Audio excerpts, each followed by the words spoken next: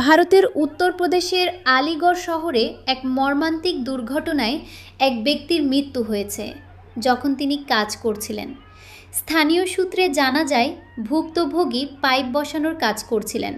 ঠিক সেই সময় হঠাৎ করে বিশাল পরিমাণ মাটি ধসে পড়ে এবং তাকে পুরোপুরি চাপা দেয়। তার সহকর্মীরা দ্রুত তাকে উদ্ধারের চেষ্টা করেন, কিন্তু দুর্ভাগ্যবশত সেই প্রচেষ্টা সফল হয়নি এবং ঘটনাস্থলেই তিনি শ্বাসরোধে মারা যান। এই ঘটনা আবারও নির্মাণস্থলে কর্মরত শ্রমিকদের ঝুঁকির বিষয়টি সামনে নিয়ে এসেছে, বিশেষ করে যখন পর্যাপ্ত নিরাপত্তা ব্যবস্থা থাকে না। ঘটনার বিস্তারিত জানার জন্য তদন্ত চলছে।